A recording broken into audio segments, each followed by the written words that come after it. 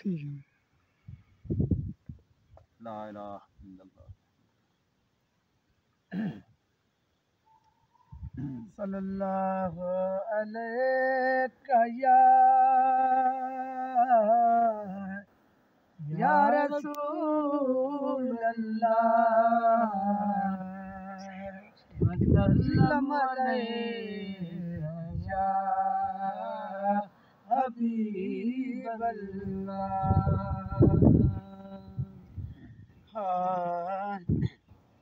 हबीबन जायाशिक करारन में आएंगे, हबीबन जायाशिक करारन में आएंगे।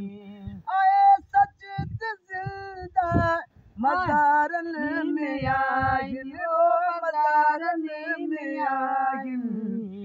हबीबन जायाशिक करारन में आएंगे, हबीबन जायाशिक करारन में आएंगे। आए सच जिंदा मज़ारन में आएंगे, वो मज़ारन में आएंगे।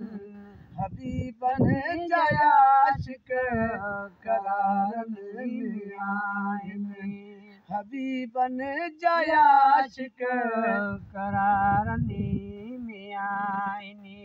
ज़िक्र जैं जो चैनी किताबन में आए, ज़िक्र जैं जो चैनी किताबन में आए। वे खूबियों मजलिस यारन में आएंगे, वो यारन में आएंगे। हबीबन जायाशिक करारन में आएंगे, हबीबन जायाशिक करारन में आएंगे। आए सच जिंदा मज़ारन में आएंगे, वो मज़ारन में आएंगे। हबीबन जायाशिक करारन में आएंगे। मशहूर आशिक अवैस करनी, मशहूर आशिक अवैस करनी। वे आशिक अजबे, वे आशिक अजबी बहारन में आएंगे, वो बहारन में आएंगे। हबीबन जायाशिक करारन में आएंगे, हबीबन जायाशिक करारन में आएंगे। आए सच जिंदा मज़ारन में आएंगे, वो मज़ारन में आएंगे। हबीबन जायाशिक करारन में आएंगे। आहिन जे के आशिक हर मैन वेदा, आहिन जे के आशिक हर मैन वेदा।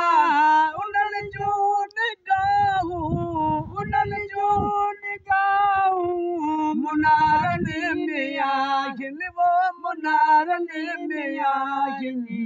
हबीबन जायाशिक करारन में आहिनि, हबीबन जायाशिक करारन में आहिनि। आए सच जिंदा मज़ारन में आहिनि, वो मज़ारन में आहिनि। हबीबन जायाशिक करारन में आहिनि। ही करबले में कुर्बानियों जन बेदनियों से, ही करबले में कुर्बानियों जन बेदनियों से। उवे अज ताईं, उवे अज ताईं रब जे दीदार में आहिनि, वो दीदार में आहिनि। हबीबन जायाशिक करारन में आहिनि, हबीबन जायाशिक करारन में आहिनि।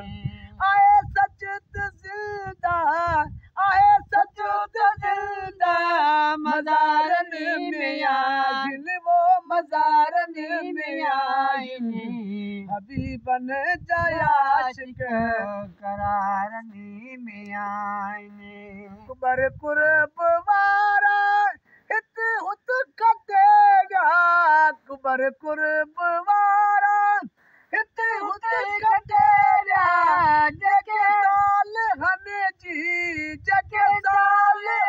जी कतारनि में आहिनि वो कतारनि में आहिनि हबीबन जा आशिक करारनि में आहिनि हबीबन जा आशिक करारनि में आहिनि आए सच ज़िंदा मज़ारनि में आहिनि वो मज़ारनि में आहिनि हबीबन जा आशिक करारनि में आहिनि सुभान अल्लाह।